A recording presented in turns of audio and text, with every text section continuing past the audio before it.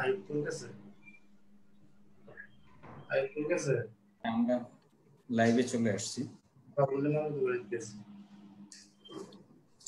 বাবুল মামা শেষ করেছে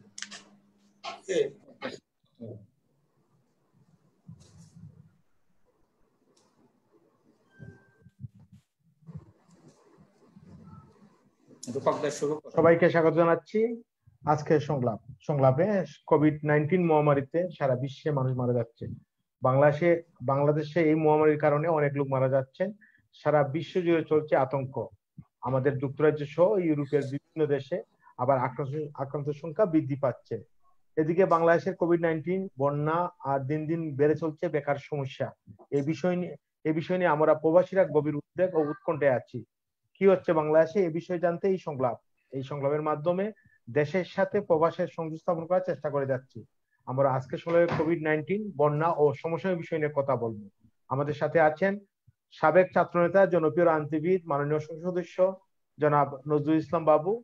আমাদের সাথে আছেন সাবেক ছাত্রনেতা, জনপ্রিয় রাজনীতিবিদ, সাবেক সাংসদ জনাব অ্যাডভোকেট নেওয়াজ আলিমা আলী। আমাদের সাথে আছেন জনপ্রিয় চিকিৎসক, হেলথ এন্ড হোপের সম্মানিত চেয়ারম্যান ডাক্তার লেলিন চৌধুরী। আমাদের সাথে আছেন সাংবাদিক হিসাবে দৈনিক কালের কণ্ঠের সিনিয়র রিপোর্টার নিখিল বদল। সবাইকে স্বাগত জানিয়ে শুরু করছি আজকের সংলাপের শুরুতে আমি যাব সিনিয়র সাংবাদিক নিখিল বদলের কাছে কোভিড-19 ও সমস্যার বিষয়ে আপডেট জানতে। ধন্যবাদ রূপচাঁদ দাস রূপকদা, ধন্যবাদ প্রবাস দর্পণকে। এই সংলাপের মধ্য দিয়ে প্রবাসীদের সাথে বাংলাদেশের জনগণের একটি সেতু বন্ধন তৈরি করার জন্য আমরা প্রতিদিনই এই সংলাপে মিলিত হই এবং প্রবাসীরা কেমন আছে, বাংলাদেশের করোনা পরিস্থিতি কি, সমসাময়িক রাজনীতি কি অবস্থা, এসব বিষয় নিয়ে আলোচনা করে থাকি।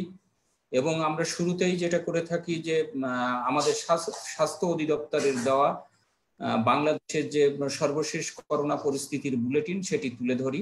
যদিও আগামীকাল থেকে আমাদের সেই সুযোগ থাকছে না, কারণ আগামীকাল থেকে স্বাস্থ্য অধিদপ্তর আনুষ্ঠানিক ব্রিফিং করবে না। সেক্ষেত্রে আমরা বিভিন্ন মাধ্যম দিয়ে যে তথ্য পাবো আশা করছি সেগুলোই তুলে ধরতে হবে। এটি শোকের মাস, আগস্ট মাস। আপনারা জানেন জাতির জনক বঙ্গবন্ধু শেখ মুজিবুর রহমানকে 15 আগস্ট নির্মমভাবে সপরিবারে হত্যা করা হয়। আমরা এই আগস্ট মাসের এই সংলাপের শুরুতেই তার স্মৃতির প্রতি শ্রদ্ধা জানাচ্ছি করোনায় আক্রান্ত হয়ে যারা মৃত্যুবরণ করেছেন এবং বাংলাদেশের গণতান্ত্রিক আন্দোলনগুলোতে যারা আত্মহত্যা দিয়েছেন তাদের সকলের প্রতি। গত 24 ঘন্টায় স্বাস্থ্য অধিদপ্তরের দেওয়া তথ্য অনুযায়ী আমরা দেখেছি যে 33 জনের মৃত্যু হয়েছে করোনা আক্রান্ত হয়ে। আর এ পর্যন্ত বাংলাদেশে মৃত্যু হয়েছে 3471 জনের। আর এ পর্যন্ত বাংলাদেশে করোনা শনাক্ত হয়েছে 2,63,503 জন।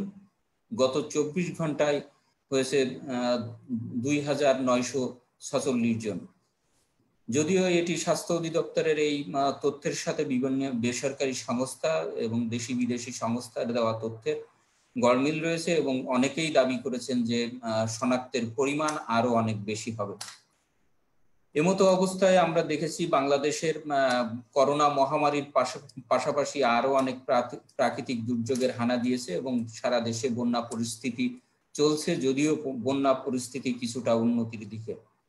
করোনা পরিস্থিতি মোকাবেলার জন্য আমাদের মাননীয় প্রধানমন্ত্রী জননেত্রী শেখ হাসিনার নেতৃত্বে নানামুখী উদ্যোগ নিয়েছে এই সরকার এবং সেই উদ্যোগ নিয়ে আলোচনা সমালোচনা রয়েছে, যেগুলো নিয়ে এখানে আমাদের একজন বিশেষজ্ঞ চিকিৎসক রয়েছেন, তিনি কথা বলবেন। আমাদের মাননীয় সংসদ সদস্য রয়েছেন, একজন সাবেক সংসদ সদস্য রয়েছেন, তারা কথা বলবেন। তবে এই সময়ে আমরা যেটা দেখেছি যে করোনার অনিয়ম, দুর্নীতি, লুটপাট এসব বিষয় নিয়ে নানা আলোচনা ছিল, কিন্তু সকল আলোচনা ছাড়িয়ে এখন বাংলাদেশের রাজনীতিতে সবচেয়ে বড় আলোচনা মেজর সিনহা হত্যাকাণ্ড। অবসরপ্রাপ্ত এই মেজর বন্দুক যুদ্ধে নিহত হয়েছে বলে পুলিশ দাবি করেছে, কিন্তু সেটিকে নিয়ে নানা আলোচনা সমালোচনা চলছে। র্যাব এই ঘটনার তদন্ত করছে এবং সর্বশেষ আজ পুলিশের দায়ের করা মামলার যে 3 জন সাক্ষী, সেই 3 সাক্ষীকে গ্রেপ্তার করেছে র্যাব সদস্যরা এবং এই মামলার তদন্ত চলছে। আমরা আশা করছি, সমগ্র দেশবাসী আশা করছে সঠিক তদন্তের মধ্য দিয়ে এই ঘটনার সঠিক তথ্য উদ্ঘাটিত হবে এবং আগামীতে এই ধরনের অনাকাঙ্ক্ষিত ঘটনা থেকে দেশ এবং জাতি রক্ষা পাবে। তা আজকের এই আলোচনায় আমি যে কথাটি বলতে চাই যে ইতিমধ্যে আমরা আজকে সংবাদ পেয়েছি, বিশেষ করে আমাদের ডাক্তার রেলিন চৌধুরী আছে, যিনি এই করোনার শুরু থেকেই সম্মুখ সারিতে যুদ্ধ করছেন। তিনি নিশ্চয়ই বলবেন রাশিয়াতে করোনার টিকা আবিষ্কার হয়েছে এবং আজ প্রথম সেটি পরীক্ষামূলকভাবে প্রয়োগও করা হয়েছে। আসলে আমরা কতদূর আশাবাদী হতে পারি। শুধু তাই নয়, আমাদের মাননীয় সংসদ সদস্য রয়েছেন, সাবেক একজন সংসদ সদস্য রয়েছেন। আমাদের যে করোনা পরিস্থিতিতে যে অচল অবস্থার সৃষ্টি হয়েছিল সারা দেশে, এই অচল অবস্থা থেকে অনেকটাই আমরা কাটিয়ে উঠেছি এবং আমরা আমাদের আগামীতে কত দ্রুত আরো স্বাভাবিক অবস্থা ফিরে আসবে আমাদের বিজ্ঞ আলোচকগণের আলোচনার মধ্য দিয়ে আমরা আশা করছি সেটি জানতে পারবো। সকলকে ধন্যবাদ। ধন্যবাদ নিখিল দা। আবার আসবো আপনার কাছে। আমি যাব আমাদের হেলথ এন্ড হুপের চেয়ারম্যান বিশিষ্ট চিকিৎসক ডক্টর লেলিন চৌধুরী। লেলিন ভাই, আমরা শুনলাম যে বাংলাদেশ সরকার আগামীকালকে থেকে আর কোভিড-19 এর যে প্রতিদিন যে ঘোষণা আসছে, কত আক্রান্ত হয়েছে, কত মারা গেছে, সেটা বন্ধ করে দিচ্ছে। তাদেরকে আমরা বলবো বাংলাদেশের কোভিড-19 এর চিকিৎসা ব্যবস্থা বা কোভিড-19 এর রোগীর সংখ্যা কমে গেছে বা বাংলাদেশ কি স্বাভাবিক অবস্থায় ফিরে গেছে? কি বলবেন আপনি তো ডাক্তার হিসাবে? তো আনমিউট করতে হবে লেলিন ভাই।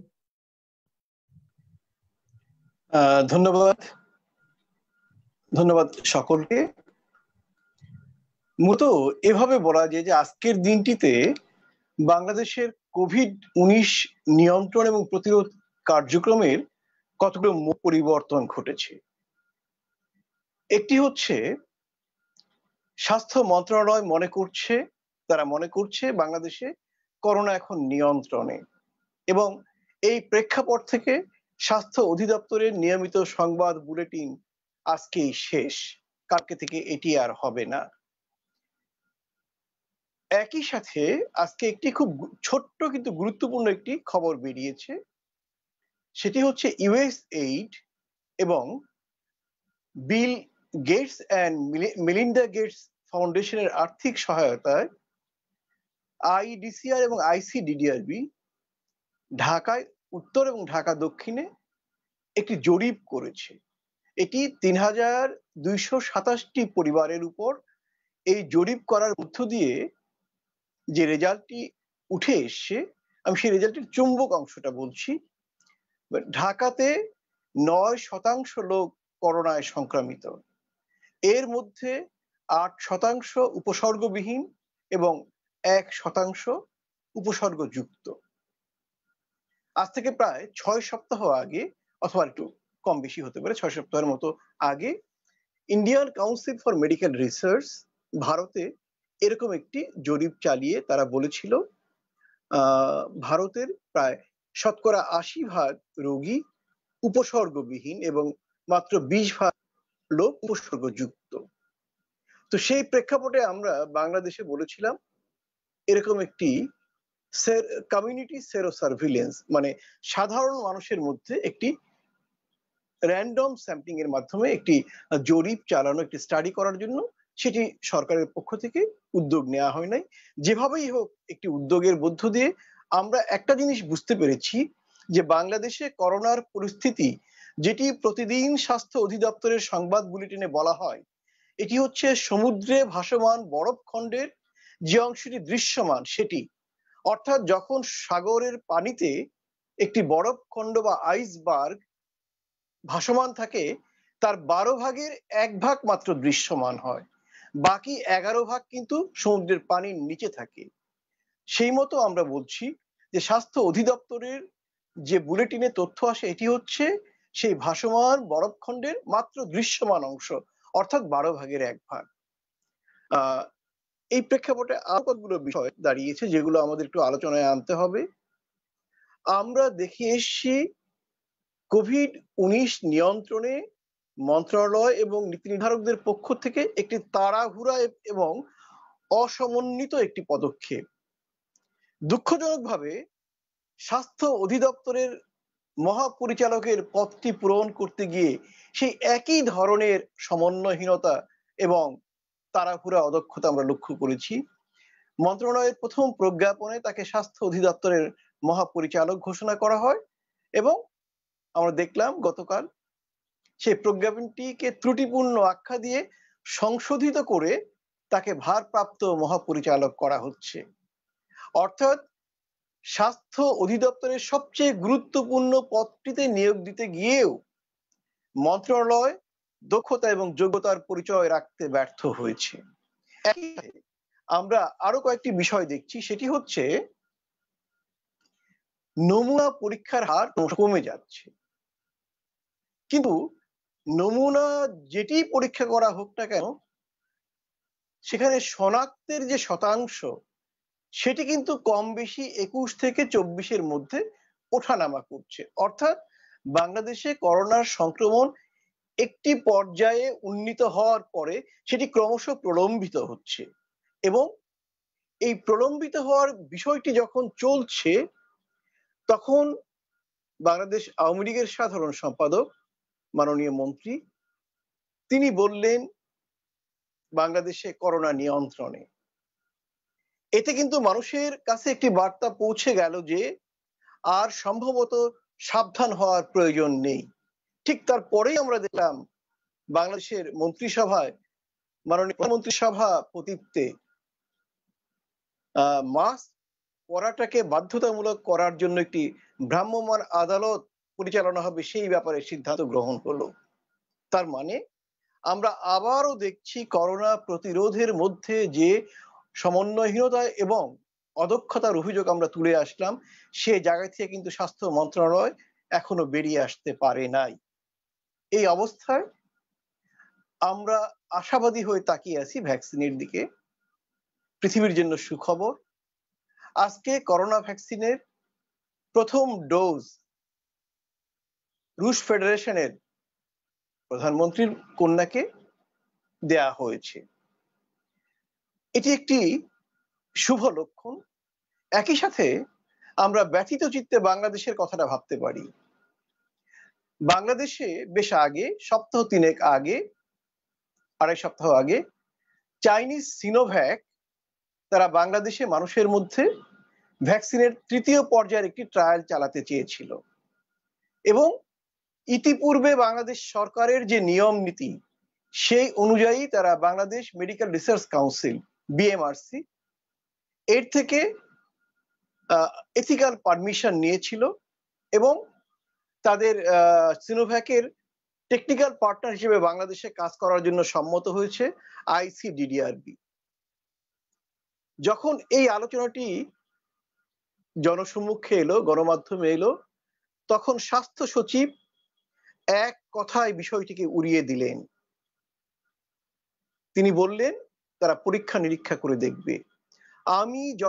আমরা যতদূর জানি বিএমআরসি এথিক্যাল পারমিশন দেওয়ার পরে, লাইসেন্স দেওয়ার পরে মন্ত্রণালয়ের বা সচিবের আইনগত কোনো বিষয় নেই পরীক্ষা নিরীক্ষা করার এবং বাংলাদেশ মেডিকেল রিসার্চ কাউন্সিলের চেয়ে আর কোনো প্রতিষ্ঠান, সর্বোচ্চ প্রতিষ্ঠান বাংলাদেশে নাই যারা এই ব্যাপারে মত দিতে পারে। সেই প্রেক্ষাপটে স্বাস্থ্যমন্ত্রী বললেন এটি তিনি করোনা নিয়ন্ত্রণের জন্য, প্রতিরোধের জন্য যে টেকনিক্যাল কমিটি গঠন করা হয়েছেন তার মতামত নেবেন।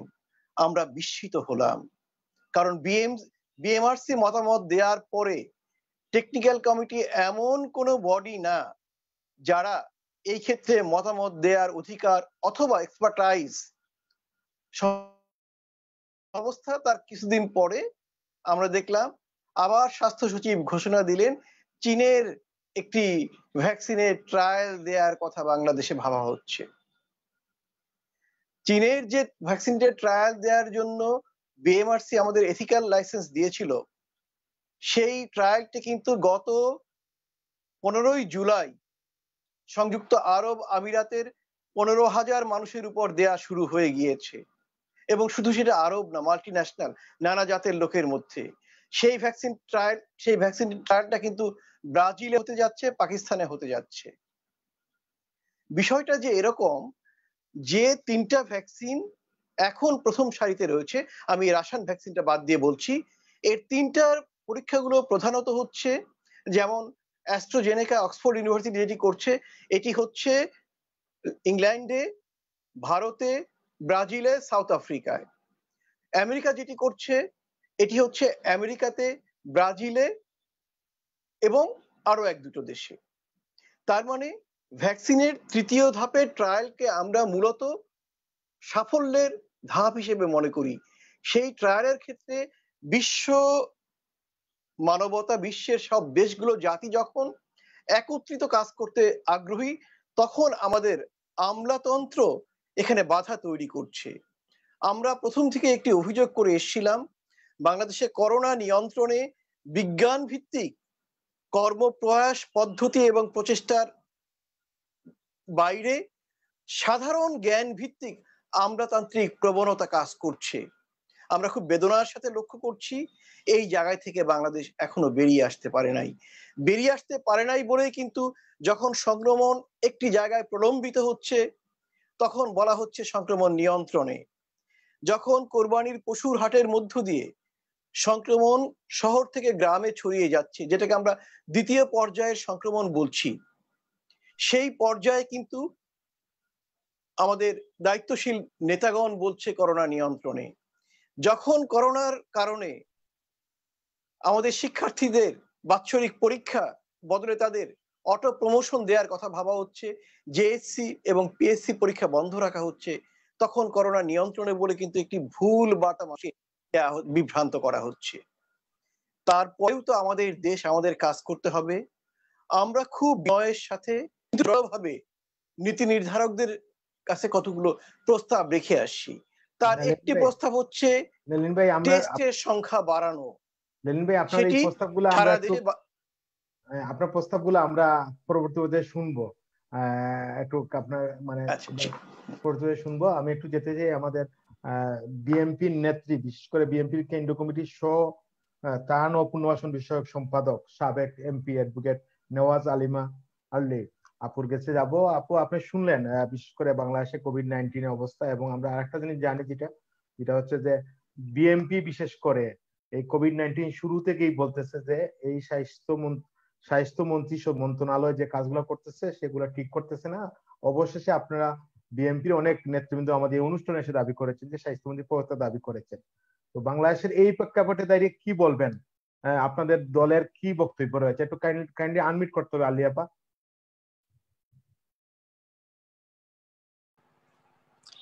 রূপক দাস, শুরুতেই আপনাকে অশেষ ধন্যবাদ জানাচ্ছি আমাকে এই প্রবাস দর্পণে যুক্ত করবার জন্য। আজকে সহ আলোচক লেলিন ভাই অত্যন্ত দক্ষতার সঙ্গে পর্যালোচনা করেছেন এবং ওনার অভিজ্ঞতা লব্ধ যে মানে আলোচনা, এটা সত্যি আমাদেরকে আরো বেশি মানে জানার পথ খুলে দিয়েছে। আমরা সকলেই জানি কোভিড-19 নিয়ে শুরু থেকে একটা ধূম্র জালের মধ্যে আমাদেরকে রাখা হয়েছে। আমরা ভুলে গেলে চলবে না যে বাংলাদেশটা আসলে শুধু কোনো একটা দলের নয়, বাংলাদেশ সমগ্র বাংলাদেশের নাগরিকদের জন্য, বাংলাদেশের ভালো মন্দ এবং নাগরিকদের সুবিধাটা দেখার দায়িত্ব অনেকাংশে সরকারের উপর বর্তায়। সেইখানে যখন উহান থেকে এটা এসেছে কোভিড-19টা, এরপর থেকেই আমরা যখন আপনি দেখেছেন যে বিশ্ব স্বাস্থ্য সংস্থা যখন এটাকে মহামারী ঘোষণা করলো, তারপর আমরা কিন্তু নীরব ছিলাম। আমরা কিন্তু একেবারেই এটাকে আমলে নিচ্ছিলাম না। আর আমলে না নিলে যে পরিণতি হয় সেটা অনেক বাঘা দেশ, অর্থাৎ আমেরিকা বলেন, ইতালি বলেন, ইউরোপের দেশগুলি কিভাবে নাস্তানাবুদ হয়েছে এই করোনা ভাইরাসের দ্বারা। কিন্তু আমার আশেপাশে দেখবেন ছোট ছোট দেশ যারা এটাকে বুঝেছে এবং পাত্তা দিয়েছে, তারা কিন্তু অনেকটা সেভ রয়ে গেল। তাদের মৃত্যুর হার দেখেন একেবারে নাই বললেই চলে। ঠিক আমাদের পাশে ইভেন আপনি ইন্ডিয়াতে যে এত মহামারী শুরু হয়েছে, এখানেও আপনি দেখেন কেরালা রাজ্যে তারা কিন্তু নিরাপদ আছে, কারণ তাদের সচেতনতা ছিল। এই রোগ বা ভাইরাস সম্পর্কে একটি সচেতনতামূলক প্রোগ্রাম তারা আগেই করে ফেলেছে। যখন শুরু হয়েছিল তখন আমার দলের ভারপ্রাপ্ত চেয়ারম্যান আমাদেরকে বারবার সতর্ক করেছিলেন যে কিছু সতর্কতা এবং জাতি হিসেবে আমাদের এটা প্রচার করা দরকার যে এই ভাইরাসটা অত্যন্ত কঠিন এবং বেদনাদায়ক। সুতরাং এর থেকে সুরক্ষার জন্য আমাদের অনেক কিছু করণীয় ছিল। আমার দল বারবার সরকারের সাথে একসাথে কাজ করতে চেয়েছে, কারণ বাংলাদেশ ছোট্ট একটি ম্যাপের ছোট্ট একটি দেশ আমাদের, সেখানে লোক সংখ্যা অসম্ভব রকম, আমরা ঘনবসতিপূর্ণ এলাকার মানুষ। আর এটা যেহেতু সোয়াচ রোগ, সেহেতু আমাদের প্রথম থেকে একটা টার্গেট ছিল যে এটাকে কিভাবে বাইরে থেকে ভিতরে আমার সীমানায় আসতে না দেওয়া হয়, যে কারণে দুইটা মানে আমার স্থল বন্দর বলেন বিমান বন্দর বলেন এটাকে সুরক্ষিত করতে হবে। কিন্তু সবাই জানি একই কথা পুনরাবৃত্তি করতে ভালো লাগে না আমাদের। আমরা দেখেছিলাম প্রায় 2.5 মাস চীনের এই ঘটনার পরে আমরা 2.5টি মাস সময় পেয়েছিলাম।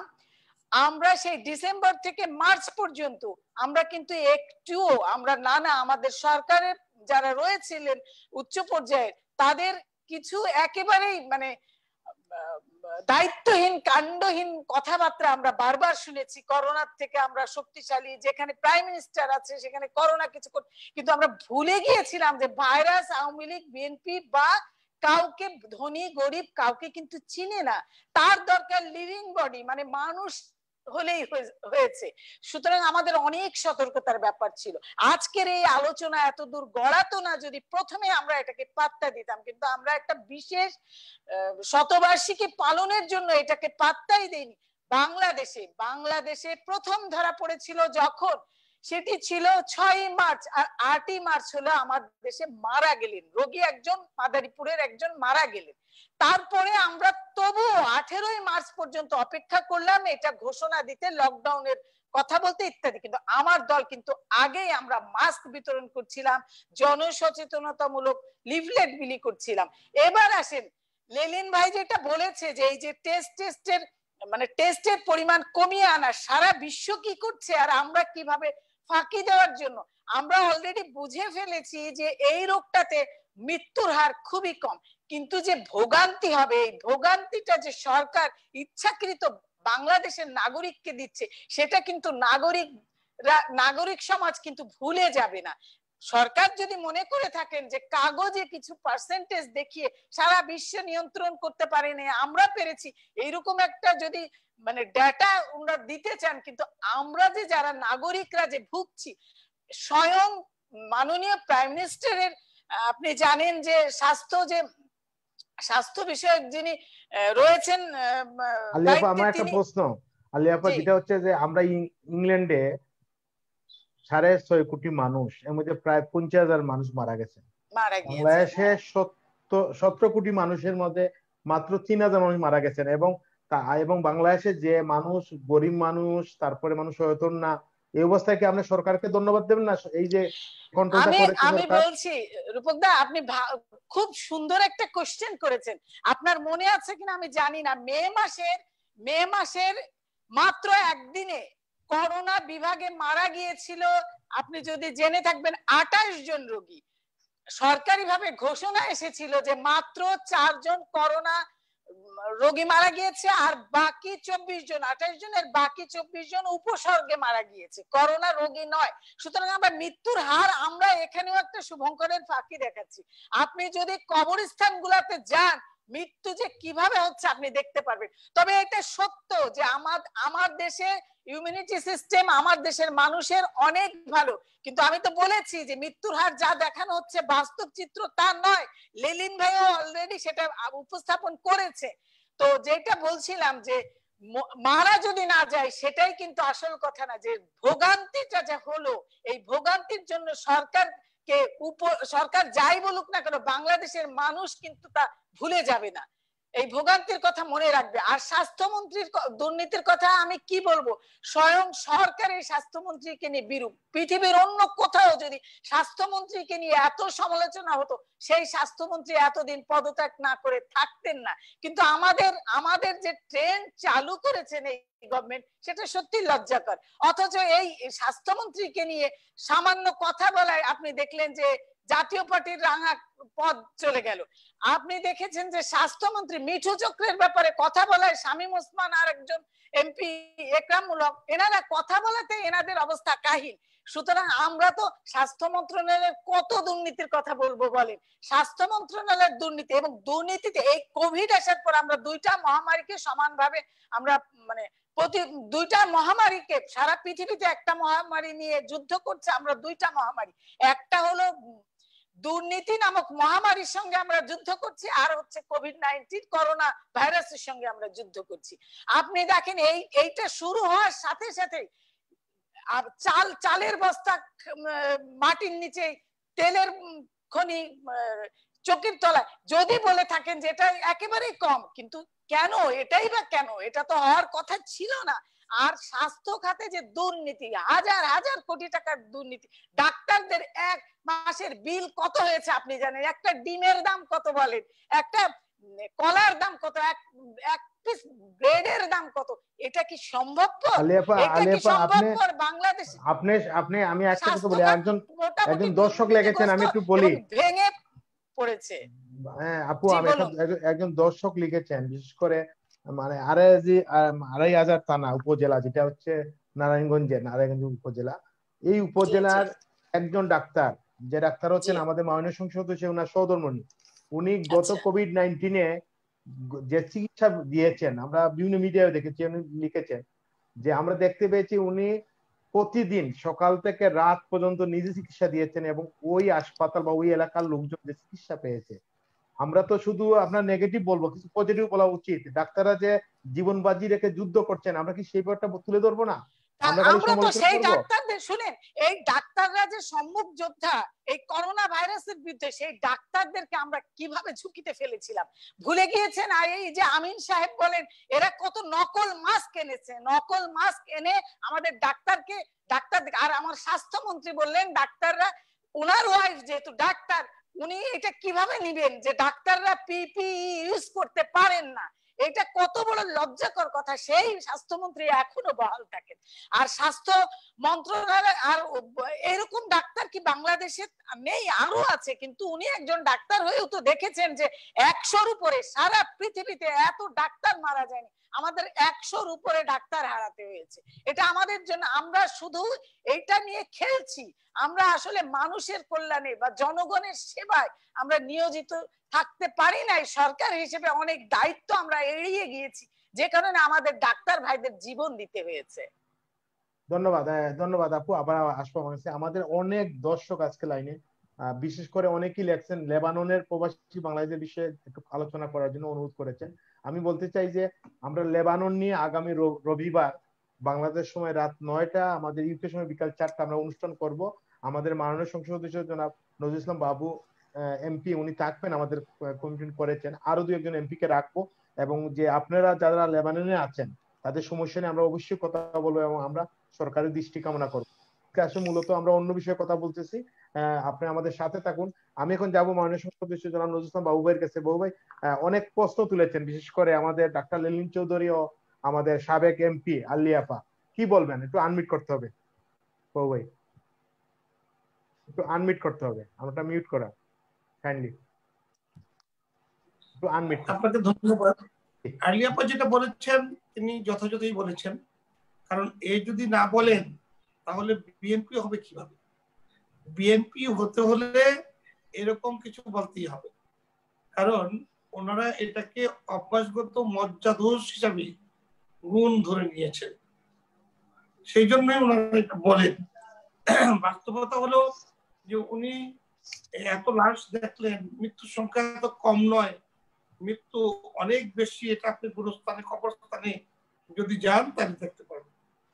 কোন কবরস্থান আলিয়াপা পাহারা দেন যে ওই কবরস্থানে মৃত্যুর সংখ্যা অনেক বেশি, ওখানে কবর হচ্ছে, সরকার হিসাব নিকেশ উল্টা দিচ্ছে, এই যে অবান্তর কথাবার্তা, এইটা যদি একজন নারী নেত্রী হয়, এটা যদি আমরা রাজনৈতিক নেতারা বলি, তাহলে রাজনৈতিক নেতাদেরকে কেন মানুষ তুচ্ছ তাচ্ছিল্য ভাববেন না?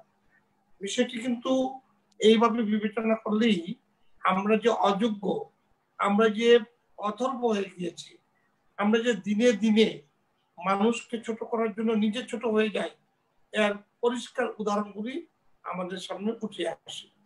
এখানে দেখুন, এই করোনা ভাইরাস সারা পৃথিবীকে ছোবল দিয়েছে। বাংলাদেশে এসে করোনা সফল অনেকটা অবস্থ করেছে, যেখানে বলছেন যে সরকার পাত্তা দেন নাই, অবহেলা করেছেন।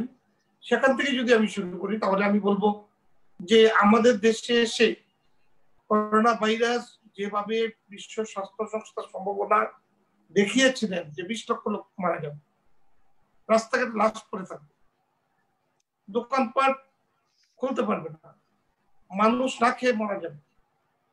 আজকে তো কল কারখানা, গার্মেন্টস ফ্যাক্টরি, ব্যবসা বাণিজ্য সব চলছে।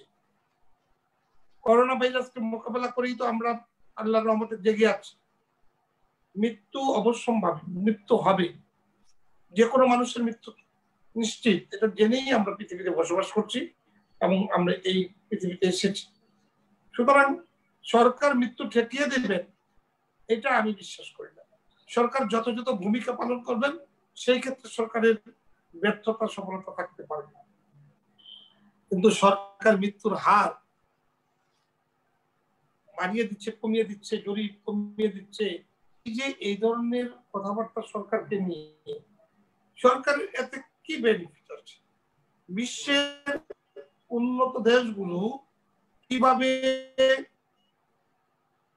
করোনা আঘাত আপনি দেখছেন, তো পড়ে গিয়েছে, মানুষের দাফন তো দূরের কথা, লাশের সামনে পর্যন্ত যেতে সাহস পায়নি। সেই ঘটনা ঘটেছে আমেরিকা, স্পেনের মতো শহরে। আর বাংলাদেশের লোক বস্তি বলেন, ঘনবস্তি বলেন, লোক সংখ্যা বলেন, পৃথিবীর অন্য সব দেশের চেয়ে ভয়াবহ বেশি। তো সেই দেশে সরকার যখন আজকে মৃত্যুর সংখ্যা আমাদের সামনে উপস্থাপন করছেন, তখন আমরা বলছি মৃত্যুর সংখ্যা আরো বেশি, আমরা কমিয়ে বলছি। আবার যদি মৃত্যুর সংখ্যা বেশি হতো তাহলে বলতেন এতদিনে সব মানুষ মরে যাওয়ার কথা, কম মরেছে।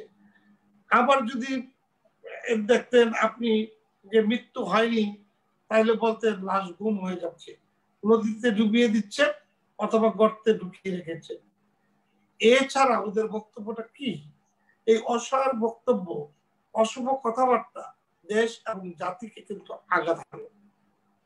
যেখানে মহামারী, একটা করোনা ভাইরাস নামক দানব সবাইকে সবল দেওয়ার কথা, সেখানে আমরা ভালো আছি, আল্লাহর কাছে আমরা শুকরিয়া আদায় করি, রাব্বুল আলামিনের কাছে আমরা শুকরিয়া আদায় করি যে আমাদের সরকার প্রধান যথাযথ ভূমিকা রাখতে পেরেছেন, নির্দেশনা দিয়েছেন। আমরা লেখাপড়ায় কম, আমাদের দেশের শিক্ষার হার কম, আমাদের দেশে মানুষ স্বয়ং সম্পূর্ণতা হারিয়ে ফেলেছিল, সেই দেশটাকে সাজিয়ে একটা সুন্দর জায়গায় আনা হয়েছে। আমরা দিন দিন এগিয়ে যাচ্ছি, উন্নত বিশ্বের কাছাকাছি জায়গায় আমরা যাওয়ার স্বপ্ন দেখছি। সেই সময় যদি আমরা শুধুমাত্র সরকারের সমালোচনা করে নেতা হতে চাই, রাজনীতি করতে চাই, তাহলে এদেশের মানুষগুলি কি বোকা? আর যদি বোকা হতো তাহলে এদেশের মানুষ কি মুক্তিযুদ্ধ করে বঙ্গবন্ধুর নির্দেশনা নিয়ে দেশটি স্বাধীন করতে পারতেন? 30 লক্ষ মানুষের রক্তের বিনিময়েই কিন্তু আমাদের দেশের স্বাধীনতা। সুতরাং এই মানুষগুলোকে বোকা ভাবলে চলবে না যে আমি যা ইচ্ছা তা বললাম আর আমরা শুনলাম আর সরকার খালি ভুল করছে। সরকার কেন? সরকার কি কোনো ব্যক্তি যে কোনো ব্যক্তির কথা পরিচালিত হবে? সরকারের স্বাস্থ্যমন্ত্রীর ভুল ত্রুটি থাকতে পারে, কিন্তু স্বাস্থ্য মন্ত্রণালয় কি শুধু স্বাস্থ্যমন্ত্রী চালান? নিশ্চয়ই না। এখানে স্বাস্থ্যমন্ত্রীর কথাতে অনেকে কষ্ট পেতে পারে, কিন্তু স্বাস্থ্যমন্ত্রী এমন কি ঘটনা ঘটিয়েছেন যে ঘটনার জন্য এই দেশের মৃত্যুর সংখ্যা বেড়ে গিয়েছে বা মৃত্যুর সংখ্যা দ্বিগুণ হয়ে গিয়েছে? ওনার তো একক দায়িত্ব নয়, রাষ্ট্রের প্রতিটি মানুষ, প্রতিটি প্রতিষ্ঠানের দায়িত্ব হয়ে পড়েছে আমাদের এই করোনা ভাইরাস থেকে মুক্ত রাখার এবং নিজেদেরকে সুরক্ষা দেওয়া। সেই ক্ষেত্রে বাংলাদেশের প্রধানমন্ত্রী থেকে শুরু করে ভূমিকা রেখেছে। আমি বলবো না যে শুধু আওয়ামী লীগ ভূমিকা রেখেছে, তবে এটা বলবো আওয়ামী লীগ যেভাবে জনগণের পাশে গিয়েছে, অন্যরা ঘর থেকে বের হয়। কারণ ওনারা তো লাশ চান, ওনারা তো অধিক সংখ্যক মৃত্যু চান, ওনারা তো শুধু লাশের স্তূপ গুনতে চান। সেই জিনিসটা হয়নি বিদায়ী আজকে ওনারা ভাবছেন যে লাশ তো আরো হওয়ার কথা, হলো না কেন? যা আপনাদের মনে রাখতে হবে, সব ভাবনা সফল হয় না, সব ইচ্ছা আল্লাহ তাআলা। আল্লাহ তাআলা যখন এই সরকারের প্রতি সহায় আছে, সরকারকে যখন আপনাদের মতো এই করোনা ভাইরাসের চেয়ে ভয়াবহ মুখের প্রতিধ্বনি থেকে মুক্ত রাখবেন, তখন আল্লাহ তাআলা শেখ হাসিনার প্রতি, সরকারের প্রতি সহানুভূতি হয়ে দেশের মানুষের প্রতি দয়া দেখিয়েছে, যার কারণে কিন্তু আমরা অনেক দূর সুরক্ষা পেয়েছি। আপনি দেখুন, পৃথিবীর কোথাও ভাইরাসের ট্রিটমেন্ট নেই, তাহলে বাংলাদেশে তো আমরা সাধারণ মানুষের ট্রিটমেন্ট পাচ্ছিলাম না। আমাদের দেশে তো স্বাস্থ্য ব্যবস্থা সুরক্ষিত নয়।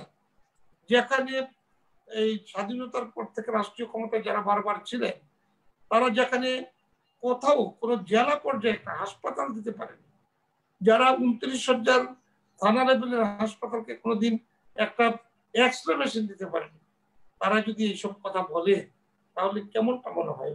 আজকে ওই থানা লেভেলের হাসপাতাল, উপজেলা লেভেলের হাসপাতালগুলা 50 শয্যায় উন্নত হয়েছে, 300 শয্যায় জেলা পর্যায়ের হাসপাতালগুলো উন্নত হয়েছে, বিশ্ববিদ্যালয় হিসাবে বিভাগীয় হাসপাতাল গড়ে উঠেছে, অনেক নতুন হাসপাতাল তৈরি হয়েছে।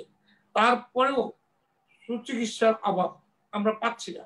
সেখানে কিছুই ছিল না, কিছুই করতে পারেনি, কিছুই করেননি যারা, সেই সরকারের অংশীদারিত্ব মাননীয় সাবেক সাংসদ হয়ে যদি আমার বোন এই কথা বলেন, তাহলে সেটা দুঃখজনক ছাড়া অন্য কিছু নয়। এই কথার বিশ্লেষণ দেওয়ার কোনো সুযোগ নেই, এটাকে নিয়ে ব্যাখ্যা করার কোনো ভাবনা আমার কাছে নেই আপাতত। আর লেলিন সাহেব যে কথা বলেছেন, উনি একটি হাসপাতাল পরিচালনা করেন, উনি কিন্তু এই বিষয়ে বিশেষজ্ঞ, উনি জানেন, বুঝেন, ওনার হাসপাতালেও ট্রিটমেন্ট করিয়েছেন। কিন্তু বাংলাদেশের এই করোনা ভাইরাস ছাড়াও কিন্তু ভয়াবহ হার্ট অ্যাটাক, স্ট্রোক, এই আমাদের কিডনি ডিজিজ, এগুলি কিন্তু আমাদের ভয়াবহ রূপ হিসাবে কিন্তু সমাজে বিদ্যমান, প্রতিনিয়ত হচ্ছে। তাহলে লাশ গোপন করার অর্থ কি? লাশ গোপন করবেন কেন, কারা, কি কারণে? এখানে এই করোনা ভাইরাস তো শুধু বাংলাদেশে দেখা যায়নি, বা সরকারের কোনো ব্যর্থতার কারণে তো করোনা ভাইরাস জন্মগ্রহণ করে। আমার একটা প্রশ্ন আছে, কেন এইসব সমালোচনা?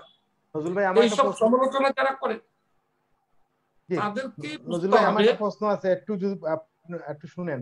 যেটা হচ্ছে যে আপনাদের আওয়ামী লীগের অনেক সফলতা বা এই কোভিড-19 অনেক সফলতা আছে, কিন্তু শাহেদ রিজেন্টরা, মানে শাহেদ এবং রিজেন্ট হসপিটাল যে ঘটনা ঘটিয়েছে, এতে কি আপনাদের সরকার বা আওয়ামী লীগের ভাবমূর্তি ক্ষুণ্ণ হচ্ছে না? দেখুন, বাংলাদেশে শাহেদ সাবরিনাদের মতো লোকের অভাব নেই, কিন্তু ধরা পড়েছে কিন্তু সরকারের হাত, তারা কিন্তু শাস্তি পাচ্ছেন, তাদেরকে গ্রেপ্তার করছেন। তারা কোনো আমাদের আওয়ামী লীগের কোনো সন্তান, ওনারা বাংলাদেশের নাগরিক, দুষ্ট নাগরিক, অসৎ নাগরিক, তাদের কিন্তু শাস্তির ব্যবস্থা নেওয়া হয়েছে। এইটা তো কোনো আইডিয়াপাদের বলতে হয়নি, মাঠে নামতে হয়নি, স্লোগান দিতে হয়নি, এটা কিন্তু সরকারের পক্ষ থেকেই ব্যবস্থা নিয়েছে, তাই না? তাহলে আপনি সেই কথার পরিপ্রেক্ষিতে কি বলবেন বলুন? যেখানে সাবরিনাকে গ্রেপ্তার করা হয়, যেখানে শাহেদদের মতো কুখ্যাতদেরকে চিহ্নিত করে শাস্তির ব্যবস্থা নেওয়া হয়, আইনি ব্যবস্থা গ্রহণ করা হয়, তখন তো এই অসার বক্তব্য দিয়ে লাভ নেই। এটা তো কোনো ব্যক্তি ধরিয়ে দেননি, এটা কিন্তু সরকারই ধরিয়েছে। সুতরাং অন্যায়কারী, অপরাধী এটা ছিল, থাকবে, এবং তার যথাযথ ব্যবস্থা গ্রহণের নামই হলো সঠিক সরকারের পরিচালনা। আমি মনে করি বাংলাদেশে গুড গভর্নেন্স সৃষ্টি হয়েছে বিদায়ী এই ধরনের দুষ্টদেরকে গ্রেপ্তার করা সম্ভব হয়েছে এবং তারা আজকে বিচারের আওতাধীনে এসেছে। সুতরাং এখানে তো সরকারের সফলতার কথা বলবো আমি, এখানে তো সরকারের ব্যর্থতার কথা আমি বলছি না, বলতে পারি না। যেখানে সরকার বিধি ব্যবস্থা গ্রহণ করতে পেরেছে সেটাই হলো সফলতা। রোগ দেওয়াটা কিন্তু সরকারের দায়িত্ব কর্তব্য থেকে আসে, রোগ থেকে মুক্ত রাখা সরকারের চেষ্টা, আর রোগ দিয়েছেন রাব্বুল আলামিন। এই ভাইরাস এসেছে আমাদের সারা পৃথিবীতে একসাথে, কেউ যখন পারেননি তখন বাংলাদেশ পারবে এইটাও আমি বিশ্বাস করি না, কিন্তু বাংলাদেশ যথাযথ ভূমিকা রেখেছে। আইলিয়াপা যা বলেছেন এটা উনি স্বভাব সুলভ আচরণ থেকে বলেননি। ওনাকে আমি ব্যক্তিগতভাবে জানি, ব্রিলিয়েন্ট একজন পলিটিশিয়ান এবং ছাত্রী ছিলেন, ছাত্র রাজনীতিতে যথেষ্ট ভালো সুনামের সহিত কাজ করেছেন। এটা হলো দলকে সুরক্ষা দেওয়ার একটা কুপ্রস্তাবনা বক্তব্য। এই বক্তব্য না দিলে তো দলের টিকে থাকবো আজকে মুশকিল, কারণ ওই দলটাই ওই যে তারেক রহমানদের মতো যারা দুষ্ট সাজাপ্রাপ্ত আসামি, খালেদা জিয়ার মতো যারা সাজাপ্রাপ্ত আসামি, তাদেরকে ঘিরে সেখানে ওনাদের মতো নেতা নেত্রীদের বক্তব্যটা শুধু যথাযথ হলেই যে তাদের দলের কাছে গ্রহণযোগ্য হবে তা কিন্তু নয়। সেই কারণে ওনার দল থেকে উনি সুরক্ষা নেওয়ার জন্য এবং দলের পজিশন ঠিক রাখার জন্য এরকম কিছু বলবে, এটা জনগণ বুঝছেন, আমরাও এটা খুব স্পষ্ট বুঝি। আসলে বাস্তবতা হলো এখন পর্যন্ত আরলিয়া আপা কিন্তু করোনায় আক্রান্ত হয়নি, ওনার পরিবারের কেউ করোনায় আক্রান্ত হয়নি। বিএনপির কোন নেতা কর্মী আজকে আক্রান্ত হয়নি। ওদের কিন্তু সংখ্যা কম নয়। ওদের বাংলাদেশের যদি ওই 20% ভোটার থেকে থাকে বা দলের নেতাকর্মী থেকে থাকে বা এই দলের শুভাকাঙ্ক্ষী থেকে থাকে, তাহলে ওনাদের লাশের সংখ্যা কত পার্সেন্টেজ অনুযায়ী সেই হিসাবটা যদি আমাকে দেন, তাহলে আমি বুঝতে পারবো সরকার গোপন রেখেছে আর সরকার সঠিকটা করেছে। আর এই চিকিৎসার ব্যাপারে সরকার সর্বক্ষেত্রে যথেষ্ট এই মানুষের জন্য চেষ্টা করছেন এবং দলকে নামিয়ে দিয়েছেন, দলের নেতা কর্মী সর্বক্ষেত্রে ঝাঁপিয়ে পড়েছেন। দুঃখী মানুষ, এই করোনা আক্রান্ত মানুষ যখন বিপদগ্রস্ত ছিল, তাদের ধান কাটা থেকে শুরু করে ছাত্রলীগকে নামিয়ে দেওয়া এবং কৃষকদেরকে তাদের পাশে এই সাপোর্ট দেওয়া, এগুলি করে কিন্তু মনোবল বাড়িয়ে দিয়ে করোনা মুক্ত বাংলাদেশ গড়ার লক্ষ্যে সরকার শতভাগ নিশ্চিত হয়ে কাজ করে যাচ্ছেন। যার কারণে আজকে এই যে প্রতিদিনের রিপোর্ট আর আমার মনে হয় না যে প্রয়োজন আছে। মানুষ স্বাভাবিক মৃত্যু কিন্তু প্রতিদিন ২৫০০ বাংলাদেশের লোকসংখ্যা অনুযায়ী রয়েছে, গড় যদি আমরা দেখি 50 বছরের। তো সেই 30 জন মানুষ মারা গিয়েছেন, 33 জন মানুষ মারা গিয়েছেন, এটা সুখের নয়, দুঃখের, এটা বেদনা, এটা কষ্টের। তারপরে বলবো মৃত্যু যেখানে চিরচারিত নিয়ম, সেখানে তো মৃত্যুবরণ করতেই হবে, কখনো আমাকে কখনো আপনাকে। কখন যে কার মৃত্যু আসছে সেটা আল্লাহ তাআলা বলতে পারেন, কিন্তু সরকার শতভাগ চেষ্টা চালিয়ে যাচ্ছে। তবে আমাদের দেশে স্বাস্থ্য সেবা এখনো নিশ্চিত নয় যে মানুষের প্রত্যেকের জন্য স্বাস্থ্য সুরক্ষা দেওয়া সম্ভব। আমরা চালিয়ে যাচ্ছি, কাজ করে যাচ্ছি, আমরা কাজ করব জননেত্রী শেখ হাসিনার নেতৃত্বে। আমরা ইনশাল্লাহ বাংলাদেশের মানুষকে স্বাস্থ্য সুরক্ষা দেওয়ার ব্যাপারে শতভাগ নিশ্চিত হব, সেই জন্য কিছু সময়ের দরকার হবে। ধন্যবাদ বাবু ভাই, আবার আসবো আপনার কাছে। আমি যাব আমাদের সাংবাদিক নিখিল ভদ্র কাছে। নিখিল ভদ্র, আপনার যদি প্রশ্ন থাকে অতিথিদের কাছে। ধন্যবাদ রূপক দা, অত্যন্ত প্রাণবন্ত আলোচনা চলছে। আমি বলবো বিশেষ করে আজকের যে আলোচকরা আছেন টু দা পয়েন্টে মনে হয় অনেক গুরুত্বপূর্ণ বিষয়গুলো তুলে এনেছেন। আমি নজরুল ইসলাম বাবু ভাইয়ের সাথে সুর মিলিয়ে বলতে চাই যে আসলে আমাদের প্রধানমন্ত্রী শেখ হাসিনাও কিন্তু সংসদে বলেছেন এবং এখনো বলছেন যে আমরা একজন মানুষের মৃত্যুও চাই না, আমাদের কাছে এক মানুষের অপমৃত্যু কাঙ্ক্ষিত নয়। তো সেটি যদি নিশ্চিত করতে হয়, তা আমি মনে করি যে আসলে আমাদের করোনার যে সচেতনতার কাজটি আছে সেটি বাড়াতে হবে। আমাদের মাননীয় সাবেক সংসদ সদস্য আরলিয়া আপাও বলেছেন যে করোনা যে দুর্ভোগ, মৃত্যু যদি নাও হয়, যে দুর্ভোগটা মানুষের সেটি কাঙ্ক্ষিত নয়, সেটি আসলে মানুষের জন্য কঠিন। তা আমাদের নিশ্চিত করতে হয় তাহলে একেবারে তৃণমূল পর্যায়ে আমাদের নমুনা পরীক্ষার ব্যবস্থাটি অব্যাহত রাখতে হবে। কারণ আপনারা দেখেছেন, আপনিই বলছিলেন একজন দর্শকের উদ্ধৃতি দিয়ে, একজন শ্রোতার উদ্ধৃতি দিয়ে, যে নারায়ণগঞ্জের ২৫০০ উপজেলার কথা সেখানে বলছেন। সেখানকার স্বাস্থ্য পরিবার কল্যাণ কর্মকর্তা ডাক্তার সাইমা আফরোজ ইভা, তিনি দৃষ্টান্ত স্থাপন করেছেন তৃণমূলে থেকে কিভাবে করোনা মোকাবেলায় কাজ করা যায়। এটি যদি আমরা সারা বাংলাদেশেই করতে পারতাম, বিশেষ করে আমাদের আজকের প্রধানমন্ত্রী জাতির জনক বঙ্গবন্ধুর কন্যা শেখ হাসিনার যে স্বপ্ন ছিল কমিউনিটি ক্লিনিক, সেই ক্লিনিক গুলো থেকেই যদি আমরা নমুনা সংগ্রহের ব্যবস্থা করতে পারতাম এবং সেইখানে নমুনা পরীক্ষার পর আমাদের রোগীগুলোকে চিহ্নিত করতে পারতাম, তাহলে মনে হয় আমরা এর চেয়ে বর্তমান যে পরিস্থিতি আছে সেটি আরো অনেক দ্রুততার সাথে আমরা করোনার নিয়ন্ত্রণ এবং শক্তভাবে সেটি নিয়ন্ত্রণ করতে পারতাম। সে বিষয়ে আমাদের সরকার কি ভাবছেন, আমাদের মাননীয় সংসদ সদস্য কি ভাবছেন, আমার মনে হয় তারা কথা বলতে পারেন। আর এখন যেটি বড় চ্যালেঞ্জ হয়ে দেখা দিয়েছে সেটি হচ্ছে করোনা পরবর্তী কর্মসংস্থান। আমাদের কিন্তু দেশে বিদেশে বহু মানুষ কর্মহীন হয়ে পড়ছে। এই কর্মহীন মানুষের জন্য নতুন করে কর্মসংস্থানের কথা ভাবতে হবে, সেটি সরকারের জায়গায় থেকে এবং বেসরকারি উদ্যোগ থেকেও। তা এটি নিয়ে আমাদের নেতা নেত্রীরা কি ভাবছেন সেটি মনে হয় আলোচনা হওয়া দরকার। ঠিক তেমনি ভাবে আলোচনা হওয়া দরকার যে আপনারা দেখেছেন যে করোনার কারণে আমরা এই লকডাউন কালীন সময়ে বাস ভাড়া 60% বাড়িয়ে দিয়েছিলাম। সেটি এখন দাবি উঠেছে যে বাসগুলোতে স্বাস্থ্যবিধি মানা হচ্ছে না, যথেচ্ছা যাত্রী পরিবহন করা হচ্ছে, তাহলে মালিকরা কেন এই 60% ভাড়া নিবে? আমরা সেটি প্রত্যাহার করব কিনা সেটি সরকারি দলের সংসদ সদস্য হিসেবে আমাদের বাবু ভাই মনে হয় এ বিষয়ে কথা বলতে পারেন, যে এটি আলোচনাও হতে পারে যে আসলে আমরা কোন দিকে যাব।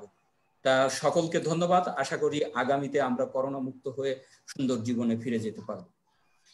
ধন্যবাদ নিখিল ভদ্র, আপনার ধন্যবাদ জানাচ্ছি, কৃতজ্ঞতা জানাচ্ছি আমাদের ব্যস্ত মধ্যে আমাদের সময় দেওয়ার জন্য। আমি যাবো আমাদের ডাক্তার লেলিন চৌধুরীর কাছে। লেলিন ভাই, আগে আপনার অনেক প্রস্তাবনা ছিল, একটু কাইন্ডলি যদি করেন, কি করা উচিত সরকারের, কি কি প্রস্তাবনা, একটু আনমিট করতে হবে।